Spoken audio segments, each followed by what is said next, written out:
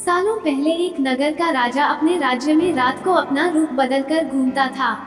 वो रूप बदलने के बाद लोगों से मिलकर अपने यानी राजा के बारे में जानने की कोशिश करता और उनकी समस्याओं को समझता था। एक रात जब वो नगर घूमकर आया तो अचानक जोर से बारिश होने लगी। उसने देर किए बिना एक गरीब के घर का दरवाजा खटखटाया। राजा के दरवाजा खटखटाने के बाद घर से एक व्यक्ति निकला। वो एक गरीब किसान था जो अपनी पत्नी और बच्चों के साथ रहता था। बारिश तेज थी तो किसान ने राजा को अंदर आने के लिए कहा। राजा ने घर में जाने के बाद पूछा, क्या आप मुझे कुछ खिला सकते हैं? मुझे बहुत तेज भूख लगी है। वो गरीब किसान और उसका परिवार 3 दिनों से भूखा था और उसके घर में एक भी दाना अन्न का नहीं था। किसान के मन में हुआ कि भले ही हम भूखे हैं, लेकिन अपने अतिथि को यूं भूखा नहीं रख सकते। अब किसान ये सोचकर बेचैन हो गया कि अपने अतिथि का पेट कैसे भरा जाए। तभी उसने घर के सामने वाली दुकान से चावल चुराने की तरकीब सोची।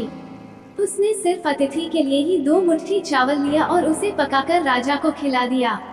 तब तक बारिश रुक गई थी और राजा अपने घर चला गया। दूसरे दिन दुकान का मालिक अनाज की चोरी की शिकायत लेकर राजा के पास पहुंचा। राजा ने दुकान के मालिक और उस गरीब किसान को अपनी सभा में प्रस्तुत होने का आदेश दिया। सबसे पहले सभा में पहुंचे किसान ने राजा के सामने जाकर अपनी चोरी का इल्जाम कबूल कर लिया और बीती हुई रात की पूरी बात राजा को बता दी। किसान राजा से कहता है कि मैंने चोरी की, लेकिन मेरे परिवार ने उस अनाज का एक निवाला भी नहीं खाया। गरीब किसान की बातें सुनकर राजा बहुत दुखी हुआ और उसने किसान को बताया कि अतिथि के रूप में मैं स्वयं तुम्हारे घर आया था। इसके बाद राजा ने सभा में पहुंचे दुकानदार से पूछा कि क्या आपने अपने पड़ोसी को चोरी करते हुए देखा था? दुकानदार ने जवाब दिया कि हाँ, मैंने इसे रात में चोरी करते हुए देखा था।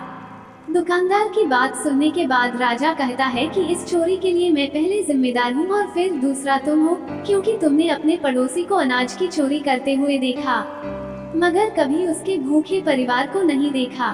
तुम अपने पड़ोसी होने का धर्म बिल्कुल निभा नहीं पाए।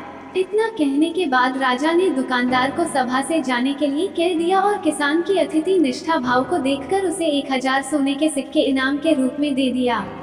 कहानी से सीख, अगर कोई आसपास रहने वाले मुसीबत में है तो हमें उनकी मदद करनी चाहिए।